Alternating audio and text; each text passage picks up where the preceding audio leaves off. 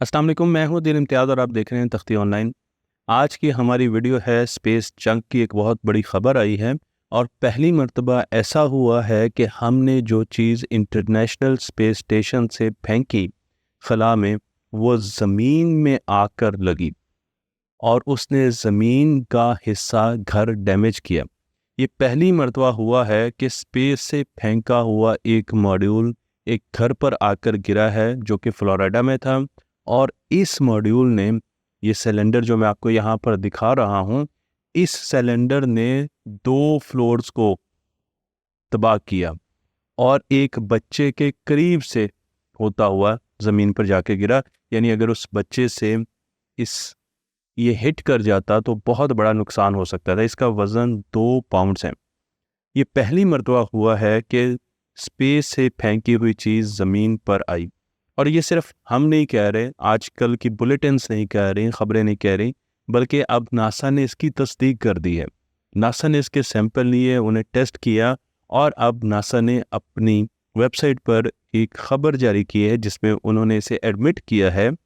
उन्होंने ये बताया है कि ये जो स्पेस जंक था, आज से 3 साल पहले स्पेस में फेंका गया इंटरनेशनल स्पेस स्टेशन से, और उसके बाद ये ज़मीन के अंदर दाखिल हुआ और यही वो जंक का हिस्सा है, ये उसका हिस्सा है जिसने आकर इस घर को तबाह किया।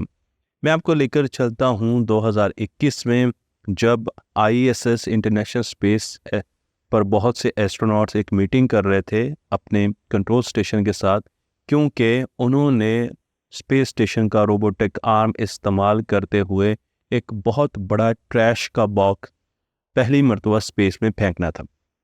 मैं आपको ये बताता चलूँ कि गला ख़राब होने की वजह से आपको फील होगा कि मेरी आवाज़ पहले की तरह नहीं है। इस ट्रैश बॉक्स को एक्सपोज्ड पैलेट 9 कहते हैं या EP9 कहते हैं। और इस ट्रैश बॉक्स की जो जो इसका साइज़ था वो एक SUV गाड़ी के बराबर था। अगर आप इसके वज़न की बात करें तो ये 5,800 पाउंड्स वज़नी था, काफ़ी ज़्यादा वज़नी था। अब आपका सवाल ये होगा कि इस ट्रैश बॉक्स में आखिर ऐसी क्या चीज़ थी जो कि स्पेस से हमें हर सूरत बाहर फेंकनी थी? क्या आप इसका जवाब सोच सकते हैं? क्योंकि इसका जवाब बहुत इंटरेस्टिंग है। मुझे उम्मीद है कि आप इसका जवाब सोच लेंगे कि स्पेस में ऐसी क्या चीज़ है जो कि हम ट्रैश करने जा रहे हैं। अगर आप इसका जवाब नहीं सोच सके तो मैं आपको बताता चलूँ कि इसके अंदर बैटरीज़ हैं। जी हाँ, सेल्स हैं, बैटरीज़ हैं। वो बैटरीज़ जो कि स्पेस में यूज़ की जाती हैं मुख्तलिफ़ किस्म के इक्विपमेंट्स में। उन्हें ज़मीन से लेकर जाया जाता है, स्पेस में यूज़ होती हैं और फिर स्पेस में ही उन्हें डिस्कार्ड करना होता है। तो अमूमन हम इन बैटरीज़ को कैसे डिस्कार्ड करते थे? अमूमन ये होता था कि हम इन बैटरीज़ को इकट्ठा कर लेते थे और उसके बाद Japanese cargo international space station पर जाते रहते थे और उनकी मदद से हम इन बैटरीज़ को ज़मीन पर भेज देते थे। लेकिन अब जापानीज़ कार्गो ने अपनी फ़्लाइट्स, स्पेस फ़्लाइट्स को कैंसिल कर दिया, जिसकी वजह से इन जो बैटरी के बैंक्स हैं इनको इकट्ठा किया जाने लगा और अब ये इतना बड़ा वज़न बन गया था इंटरनेशनल स्पेस स्टेशन पर कि इसको हर सूरत नासा ने डिस्कार्ड ही करना था। नासा का ये ख्याल था, उन्होंने इस पर बहुत ज़्यादा रिसर्च की, थिंक टैंक्स बनाए, उन्होंने रिपोर्ट्स दी और उन्होंने सोचा कि हम अगर इसे स्पेस में फेंकेंगे तो स्पेस में फेंकने, क्योंकि इंटरनेशनल स्पेस स्टेशन ज़मीन के ज़्यादा एल्टीट्यूड पे नहीं है, लो अर्थ ऑर्बिट पे मूव करता है, तकरीबन 400 किलोमीटर के करीब है। तो अगर हम इसको वहाँ से फेंकेंगे, स्पेस में फेंकेंगे, तो ये ज़मीन के गिर्द रोटेट करना शुरू कर देगा। यानी एक SUV गाड़ी ज़मीन के गिर्द रोटेट कर रही है, लेकिन क्योंकि ज़मीन की अपनी कशिश शकल है, ज़मीन आहिस्ता आहिस्ता इसका रोटेशन का जो सर्कल है, जो मदार है, उसको छोटा करती जाएगी और एक वक्त आएगा कि ये ज़मीन की एटमॉस्फेयर में दाखिल होने की कोशिश करेगी। ज़मीन के एटमॉस्फेयर में आपको पता है कि गैसेस हैं, जिसकी वजह से इससे बहुत ज़्यादा फ्रिक्शन मिलेगी और फ्रिक्शन के बायस इसका टेम्परेचर बहुत ज़्यादा गर्म होगा, इसे आग लगेगी और ये तबाह हो जाएगी, टोटल तबाह हो जाएगी और ज़मीन पर इसके ज़र्रे गिरेंगे।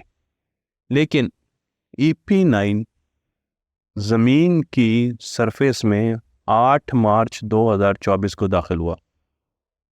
इसका जो मेजर पोर्शन था वो मैक्सिको में जाकर गिरा, लेकिन जब मैक्सिको में इसका जो पोर्शन था उसे देखा गया, उसे जाकर एनालाइज किया गया, तो उस वक्त पहली मर्तबा साइंसदानों के रोंगटे खड़े हुए, क्योंकि उन्हें ये नज़र आ गया कि ये पूरे तरीके से बर्न नहीं हुआ था। मटेरियल जो इसके अंदर था वो पूरे तरीके से ज़ाया नहीं हुआ था। इसका मतलब ये है कि एक मेटल का बहुत बड़ा संदूक है जो कि ज़मीन पर आकर गिरा और उसमें से जो चीज़ें हैं वो निकल चुकी थी और वो ज़मीन पर अब मुख्तलिफ हिस्सों में गिरेंगी। आखिर ऐसा क्यों हुआ? इसका एक तज्जिया तो नासा ने ये किया है कि क्योंकि हम बैटरीज को बनाने के लिए बहुत हाई क्वालिटी मटेरियल इस्तेमाल करते हैं, हम मेटल्स का इस्तेमाल करते हैं, इस वजह से वो मेटल जो कि बहुत हाई क्वालिटी थी उन्हें प्रॉपर तरीके से उनकी कंबस्शन नहीं हो सकी, उसे आग नहीं लग सकी। तो इस वजह से ये ज़मीन पर आकर इसका मेजर हिस्सा गिरा। मैं आपको ये बता दूं कि स्पेस जंक शुरू से ही हम ये समझते हैं कि एक बहुत बड़ा मसला है, और अब उसकी रियलाइजेशन ज़्यादा होना शुरू हो गई, क्योंकि वो स्पेस जंक जो कि लो अर्थ ऑर्बिट में तैर रहा है, जो कि आपको इस तस्वीर में भी नज़र आ रहा है, वो आहिस्ता आहिस्ता ज़मीन के अंदर दाखिल हो रहा है। उनमें से कुछ चीज़ें जल जाती हैं और कुछ चीज़ें पूरा जले बगैर ज़मीन पर आकर गिरती हैं। ये स्पेस जंक ज़मीन के करीब जो सैटेलाइट्स हैं उनको भी डैमेज करता है, और उसके अलावा एस्ट्रोनॉट्स जब बाहर स्पेस वॉक करते हैं तो उनकी जो हिफाजत है वो भी बड़ी ज़रूरी है इस स्पेस जंक से। तो इसलिए हमने जो कूड़ा करकट ज़मीन के गिर्द फैला दिया है वो अब हमें ही बहुत ज़्यादा हॉन्ट कर रहा है, हमारे लिए मसले कर रहा है। जब ये स्पेस जंक ज़मीन में दाखिल हुआ और इसका ज़्यादा हिस्सा मैक्सिको में गिरा तो इसमें से कुछ पैलेट्स बाहर निकले। उनमें से एक पैलेट अब फ्लोरिडा में गिरा है, जिसने घर की 2 मंजिला इमारत को तबाह कर दिया। वहाँ के मालिक मकान ने ट्वीट भी किया और उसके बारे में बहुत सी और तस्वीर भी शेयर की जो आपको मीडिया पे मिल सकती हैं। लेकिन क्या अभी भी इसका कोई हिस्सा है जो कि गिरना है? और फिर स्पेस जंक की जब हम बात करते हैं और इसे डिस्कार्ड करने की बात करते हैं, तो अब एक बहुत बड़ा मरहला इंसान की ज़िंदगी में आने वाला है, और वो मरहला है जब हमने इंटरनेशनल स्पेस स्टेशन को डिस्कार्ड करना है। जी हाँ, इंटरनेशनल स्पेस स्टेशन अब अपनी उम्र गुजार चुका है, बल्कि अपनी उम्र से बहुत ज़्यादा वक्त गुजार चुका है, और अब इसे डिस्कार्ड किया जाएगा। अब इसको डिस्कार्ड करने के लिए या तो इसको स्पेस की तरफ रवाना कर दिया जाए, लेकिन हमारे पास इतना फ्यूल है नहीं स्पेस में कि हम इतनी पावर इसको दे सकें कि ये स्पेस की तरफ चला जाए। इसलिए हमें इसके इंजन्स को बंद करना होगा, और जैसे ही हम इसके इंजन्स को बंद करेंगे अब ये स्पेस ज़मीन के अंदर दाखिल होना शुरू हो जाएगा। अगले हिस्से में मैं आपको तफसील से बताऊंगा कि इंटरनेशनल स्पेस स्टेशन किस तरीके से ज़मीन में दाखिल होगा और ये कहाँ पर जाकर गिरेगा, तबाह होगा, और इंसानों को इससे कितना ख़तरा हो सकता है। मैं आपको लेकर चलता हूँ इसकी हिस्ट्री की तरफ। इसे 1998 नवंबर 20 को हमने स्पेस में लॉन्च किया। इस स्पेस स्टेशन को लो अर्थ ऑर्बिट यानी ज़मीन के करीब जो ऑर्बिट है उसमें लॉन्च किया गया। तो अगर आप इसका एल्टीट्यूड देखें 408 किलोमीटर की इसकी ज़मीन की सतह से हाइट है, और इसकी मैक्सिमम स्पीड 26,000 किलोमीटर फी घंटा है। इतनी तेज़ी से ये स्पेस स्टेशन ज़मीन के गिर्द मूव करता है। जब से ये स्पेस स्टेशन स्पेस में गया है उस वक्त से अब तक इस पर इंसान किसी ना किसी तरीके से एक्सपेरिमेंट्स करते रहे। तो ऐसा नहीं है कि ये स्पेस स्टेशन ज़मीन के गिर्द घूम रहा है और इस पर कोई इंसान मौजूद नहीं है, लेकिन इस पर हर वक्त इंसान एस्ट्रोनॉट्स मौजूद रहे हैं। और अब हम इसे ख़त्म करने जा रहे हैं, और उसके लिए हमने इसका डीकमीशनिंग प्रपोज़ल मांगा है। नासा ने डीकमीशनिंग प्रपोज़ल मुख्तलिफ कंपनी से मांगा है, और उन्होंने अपने अपने सॉल्यूशंस दिए हैं जिसके तहत इसे ज़मीन के अंदर दाखिल कराया जाएगा और इसे जलाया जाएगा। मैं आपको ये भी बताता चलूँ कि इस स्पेस स्टेशन में जो 2 बड़े मुल्क हैं, जो 2 बड़े हिस्सेदार हैं, वो रशिया और अमेरिका हैं। अगर आप इस स्पेस स्टेशन की बात करें तो इसमें जो कंट्रीब्यूशन है वो रशिया और अमेरिका का है। 1998 में इसे लॉन्च किया गया था। इसकी जो लाइफ है वो सिर्फ 15 साल थी, लेकिन अब आप देख लें कि ये 25 साल से ज़्यादा का वक्त गुजार चुका है। और अगर आप ज़मीन के ऊपर तह ज़मीन के एटमॉस्फेयर को देखें, बिल्कुल ऐसे जैसे प्याज के छिलके हैं, आप तह दर तह खोलते जाएं, इसी तरीके से ज़मीन के ऊपर आबो हवा की भी तह दर तह पट्टियां हैं। तो यहाँ पर जब हम बात करेंगे स्पेस स्टेशन की, तो ये सबसे आखिरी पट्टी में, लेयर में, जिसे एक्सोस्फीयर कहा जाता है, उसमें इस वक्त मौजूद है। इसके बूस्टर्स, इसके इंजन इसको वहाँ पर रखे हुए हैं और वो ज़मीन के गिर्द ये घूम रहा है। इसके ज़्यादातर इंजन रशिया ने बनाए हैं और उनके प्रोग्रेस कार्गो व्हीकल के ज़रिए ये इंजन स्पेस स्टेशन के साथ जुड़ जाते हैं, जिसे टेक्निकल ज़ुबान में कहा जाता है डॉक किए गए हैं। मैं आपको यहाँ पर इंजन्स दिखा रहा हूँ, तो आप देख सकते हैं कि किस तरीके से सिग्नस 16, सिग्नस की पूरी सीरीज़ है, जो कि छोटे छोटे इंजन हैं, रशिया ने बनाए हैं और उसके ज़रिए हम इस स्पेस स्टेशन को स्पेस में रखते हैं, एक्सोस्फीयर में रखते हैं, ताकि ज़मीन के गिर्द ये घूमता जाए। ज़मीन की ग्रेविटी इसे आहिस्ता आहिस्ता अपनी तरफ लेकर आ रही है। लेकिन एक तरीका ये भी हो सकता है कि हम इंजन को मज़ीद पावरफुल बनाएं और इसे स्पेस में भेज दें। मसला सिर्फ ये है कि जब हम इंजन को ज़्यादा पावरफुल बनाएंगे, ज़्यादा फ्यूल इस्तेमाल करेंगे और इसको स्पेस की तरफ, डीप स्पेस की तरफ भेजने की कोशिश करेंगे ताकि ये वहाँ पर जाके ख़त्म हो जाए, तो ये बहुत ही महंगा सलूशन है।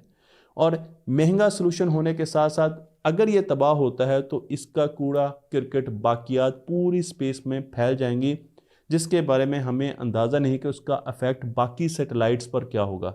तो इसलिए ज़रूरी है कि इसे वापस ज़मीन पर लाया जाए। अब ज़मीन पर लाने के दो तरीके हैं, दो मुख्तलिफ प्रोसीजर्स हैं जिनके ज़रिए हम इस स्पेस स्टेशन को ज़मीन पर ला सकते हैं। पहला है कंट्रोलेबल वे। कंट्रोलेबल वे में हम इस स्पेस स्टेशन को पूरे तरीके से कंट्रोल करेंगे। इसका जो डिसेंट है, यानी जो इसने वापस आना है ज़मीन की तह में, एटमॉस्फेयर में दाखिल होना है, वो सारा का सारा कंट्रोल होगा, क्योंकि ज़मीन की जो एयर है, ज़मीन की जो एटमॉस्फेयर है, उसमें जब ये दाखिल होगा तो इसे फ्रिक्शन की वजह से, एयर की फ्रिक्शन की वजह से आग लग सकती है। इसलिए इस पूरी फ्लाइट को कंट्रोल करना बड़ा ज़रूरी है। और दूसरा तरीका यह है कि हम इसके इंजन को बंद कर दें, आहिस्ता आहिस्ता ये ऑर्बिट करते करते ज़मीन के पास आएगा, क्योंकि अब इंजन इसको ज़मीन से दूर तो ले जा नहीं सकते, वो तो बंद हैं, और फिर ये ज़मीन के एटमॉस्फेयर में दाखिल होगा और किसी जगह भी गिर सकता है। अगर हम दूसरे हिस्से की बात करें तो अब आप इसका साइज़ देखें, ये फुटबॉल के ग्राउंड के बराबर है और इसकी जो ट्रेजेक्ट्री है वो 90% लोगों के ऊपर है, यानी ज़मीन पर जो आबादी है 90% पॉपुलेशन है ज़मीन की, उसके ऊपर से गुजरता है। इसको अगर ज़मीन के अंदर अनकंट्रोल्ड वे में हम दाखिल कर देंगे तो ये इंसानों के ऊपर गिर सकता है। इसलिए हम इसे कंट्रोल्ड वे में ज़मीन पर लाना चाहते हैं और इसका जो ठिकाना है, जो हमने प्लान किया हुआ है, वो है पैसिफिक ओशन। हम इसे पैसिफिक ओशन में जो तस्वीर में दिखाया गया नुक्ता है, यहाँ गिराना चाहते हैं, यहाँ पर इसे लैंड करवाना चाहते हैं। और इसके लिए याद रखिएगा कि इसकी जो लीनियर वेलोसिटी है वो 250 लीनियर माइल पर मिनट है, यानी अगर ज़मीन की सतह पर आप देखें तो ये 250 मील फी मिनट की रफ्तार से इस वक्त तैर रहा है स्पेस में। इसके साथ साथ इसका एक बहुत बड़ा मसला ये है कि अगर इसको हम वन पीस में नहीं लेकर आते, हम इसको ज़मीन पर लेकर आते हैं और ये टूट जाता है, तो इसके बड़े बड़े पीसेस कहीं भी जाकर गिर सकते हैं। हमारे लिए वो भी बहुत बड़ा ख़तरा है। तो जब हमने इसको ज़मीन पर लेकर आना है तो हमने ये भी देखना है कि ये जलेगा सही, लेकिन ये एक पीस में ज़मीन पर पैसिफिक ओशन में गिरे, ताकि ये फैले ना और डैमेज ज़्यादा ना कर सके। इस स्पेस स्टेशन की जो शक्ल है वो इंतहाई बेतरतीब किस्म की शक्ल है, इर्रेगुलर शक्ल है। इसकी वजह से हमें ज़्यादा मुश्किल हो रही है कि हम इसको एक पीस के तौर पर ज़मीन पर ला सकें।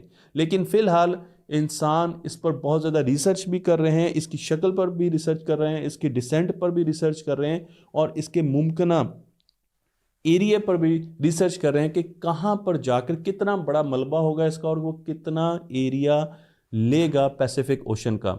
मैं आपको ये भी बता दूं कि ज़मीन की एटमॉस्फेयर भी बदलती रहती है। सूरज का जो साइकिल होता है वो 11 सालों के बाद बदलता है, क्योंकि सूरज की पोलैरिटी चेंज हो जाती है। 2025 में अब सूरज के पोल्स की पोलैरिटी चेंज होने वाली है और सूरज का सोलर साइकिल भी पूरा होने वाला है। तो हमारे लिए ये भी बहुत अहम है कि हम ये देखें कि ज़मीन की जो एयर है, जो उसके गिर्द एटमॉस्फेयर है, उसकी डेंसिटी भी सूरज के इस साइकिल के साथ बदलती है। तो उसकी डेंसिटी उस वक्त क्या होगी, उसमें कितनी ज़्यादा फ्रिक्शन होगी जो कि इस स्पेस स्टेशन को मिलेगी जब ये ज़मीन की तरफ आएगा। ये स्पेस स्टेशन 2031 में ज़मीन पर लाया जाएगा और उससे पहले पहले हमारी कोशिश है, इंसानियत की कोशिश है कि वो नए स्पेस स्टेशन स्पेस में इसकी जगह पर ले जाएं। तो हमने पहले नया स्पेस स्टेशन वहाँ पर लेकर जाना, जिस पर बहुत ज़्यादा रिसर्च हो रही है और उस पर मैं अलग वीडियो बनाऊंगा। और साथ ही साथ हमने 2031 में इंटरनेशनल स्पेस स्टेशन को ज़मीन के अंदर लेकर आना है। मुझे उम्मीद है कि ये वीडियो आपको पसंद आई होगी। हमारे यूट्यूब चैनल तख्ती ऑनलाइन को लाइक कीजिए, शेयर कीजिए और इस इल्म को दूसरों तक पहुँचा दीजिए।